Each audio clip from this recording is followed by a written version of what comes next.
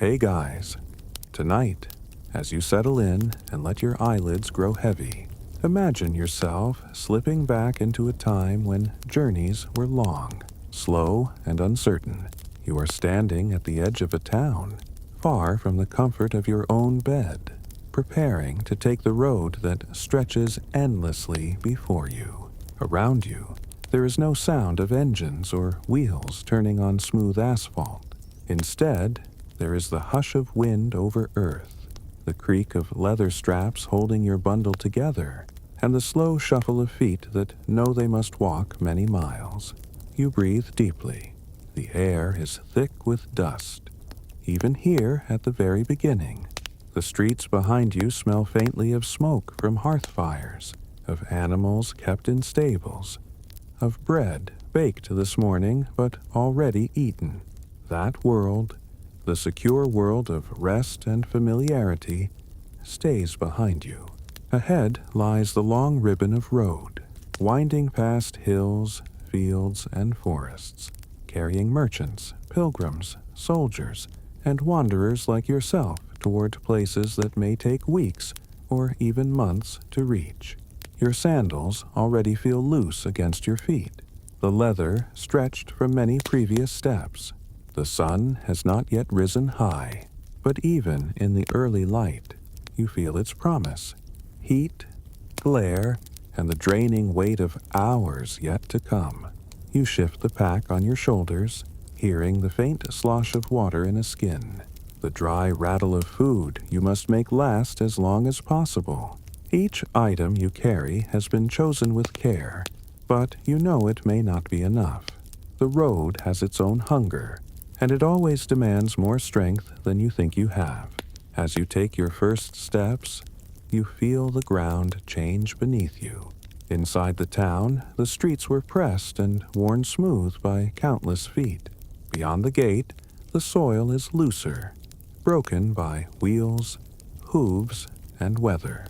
Your feet sink slightly into dust and pebbles, and the first cloud of fine earth rises behind you. That dust will be with you for as long as you travel. It will cling to your skin, gather in your mouth, coat your lashes, and settle in your clothes until you can no longer tell where you end and the road begins. You walk steadily, finding your rhythm. The pace is not fast. It cannot be. Travelers of your time know that rushing only burns energy too soon. Instead, you let your body fall into the same cadence as those who walked centuries before you. Step after step, breath after breath. The motion so repetitive it feels almost like drifting. The farther you go, the quieter your thoughts become. Now and then, you hear sounds from others taking the same path. A cart creaks slowly by, pulled by an animal whose ribs show beneath its hide.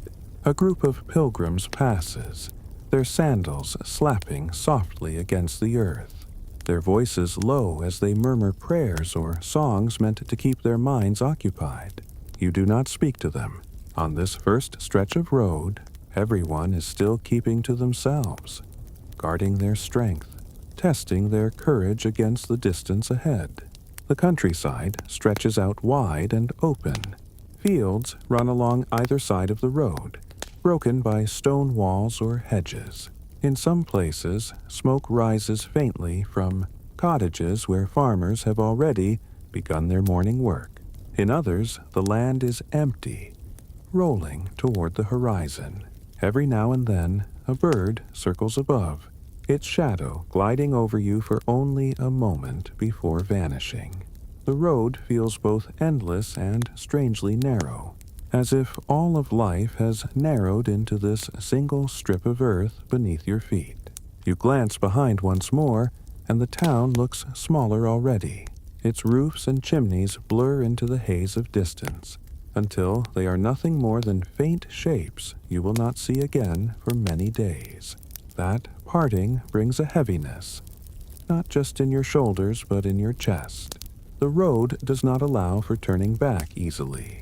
To walk forward is to surrender to its pull, to accept that home is no longer Near and comfort must be found in the act of traveling itself. Your body begins to notice the effort. The pack rubs against your shoulders, leaving marks that will deepen with each passing hour. Your legs warm and tighten as the muscles stretch again and again. You shift your grip, adjust your cloak, and keep walking. There is no other choice. Ancient travelers knew that fatigue was not an obstacle to be avoided, but a constant companion to be carried, like the dust, like the sun, like the endless line of the road itself. As the morning stretches on, the sounds of the road surround you. The shuffle of sandals against dirt, the soft snap of twigs underfoot, the hum of insects rising in waves around your ears. Even your breath becomes part of this music, in and out, steady and slow. You are no longer just a person moving across the land. You are part of the road's rhythm, just another beat in its ancient song. Sometimes, when you pass a milestone or a carved stone marker, you pause for a moment. These markers, weathered and half-sunken, tell you how far you have traveled, though the numbers etched upon them may not always be clear. For countless travelers before you, these stones gave a small measure of hope, a reminder that progress was real, that distance was slowly shrinking, even when the road seemed endless. You touch the surface of one, feeling the roughness of the carved symbol, and continue on. The sun rises higher. Its warmth is not yet unbearable, but it presses down steadily, as if testing you. You adjust your cloak to cover your shoulders, already thinking ahead to the harsher hours of midday.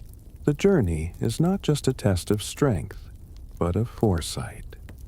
To walk when it is bearable, to rest when it is wise, to keep enough energy for the long unknown that lies ahead. And still you walk, step after step, through fields and low hills, through patches of shade that vanish too quickly. You are now fully a traveler, cut off from the familiar, bound to the rhythm of the road, carrying your small world upon your shoulders. The dust clings to you. The sun watches you, and the road accepts you. It will carry you forward, mile after mile, until the next place of rest comes into sight. For now, there is only this: the steady sound of your footsteps, the distant hum of life across the land, and the knowledge that you are part of something both exhausting and eternal. To begin the journey is to surrender to its slow pull, to know that every hardship ahead, every grain of dust, every ache of muscle, every thirst and hunger will become part of a story older than memory itself. And with that thought, you keep walking. The road stretches onward, and already you feel how it clings to you in ways you cannot escape. Each step you take stirs the earth beneath your feet, lifting fine grains into the air. At first, it seems like nothing, a faint haze that drifts and falls back down. But as the hours pass, you realize the dust is always there, rising in tiny clouds, coating everything you carry, and becoming a quiet companion to every traveler before and after you. You look down at your sandals. The straps are already lined with a grayish film, dulling the leather that once shone from oil and use. The edges of your feet are no longer their own color. They wear the road now, as if the earth insists on marking you. When the wind blows, it only spreads the grit further, filling the air with a soft veil that makes your eyes sting and your throat tighten. You cough once, then again, knowing it will not be the last time. The others on the path are no different. A merchant walking ahead of you has dust, clinging to his cloak so thickly that its original hue is hard to tell. The cart beside him, drawn by a weary animal, leaves 2 faint trails behind, lines of disturbed earth stretching back like a memory. Even the pilgrims, whose garments were once white and pure, Find them turning the same pale brown as the road itself. It is as though the dust insists on unity, painting every traveler with the same brush until all look alike. Faded, weary, and worn by the journey, breathing becomes a task of its own. Each inhalation carries with it a faint dryness, a fine powder that scratches the back of your throat. You try to breathe shallowly to take in less of the air, but the effort only makes you feel more aware of it. You adjust your cloak, pulling a fold across your mouth, creating a barrier. It helps only a little, and you know this is how it will be for days. Your eyes begin to water. The fine particles slip beneath your lashes, catching against the soft edges of your skin. You rub gently, but your fingers too are lined with grit, and the relief is brief. In time, you learn to squint, to half close your eyes, accepting the blur that comes with it. This is how ancient travelers endured. Not by fighting the dust, but by allowing it to become part of their senses, something to be borne instead of resisted.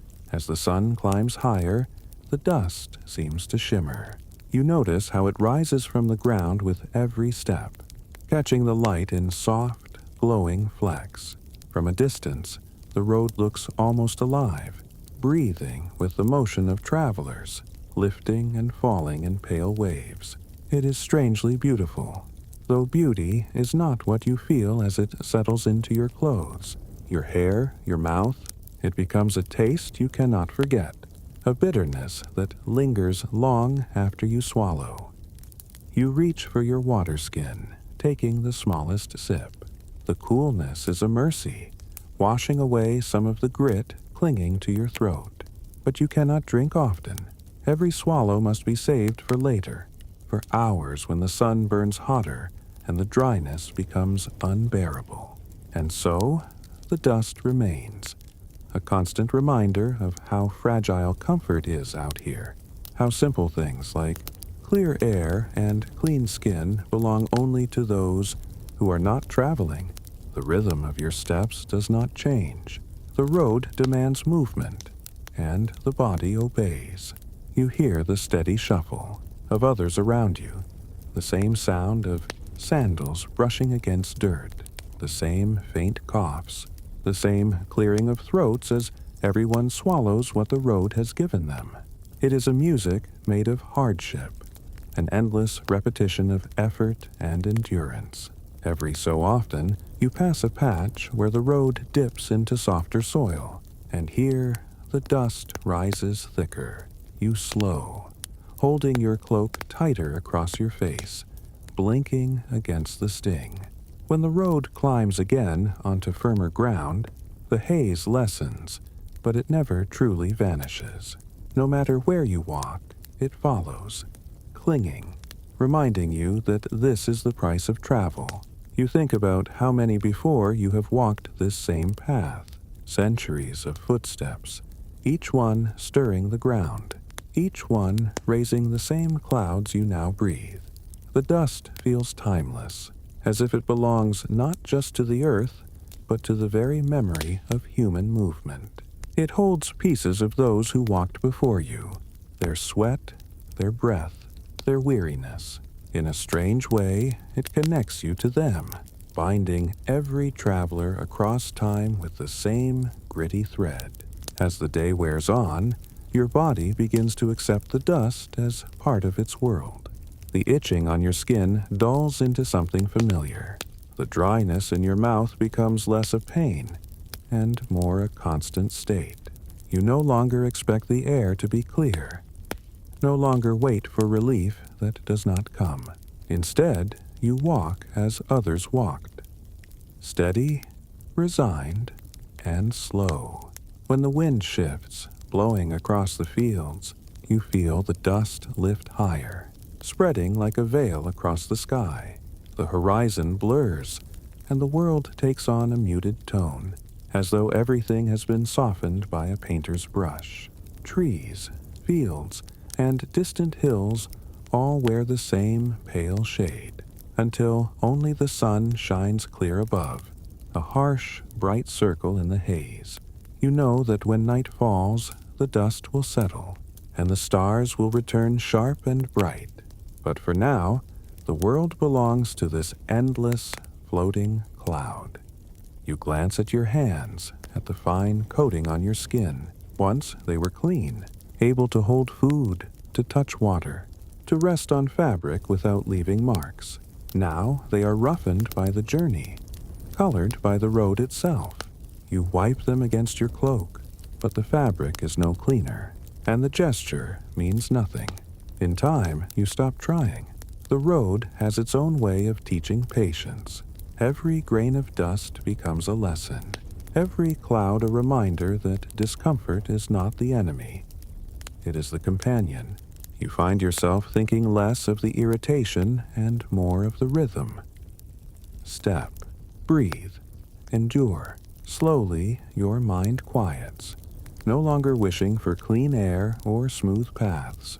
You are simply present, one more figure among many, wrapped in the haze of a road that has seen countless lives pass by. And still, the dust rises with every step.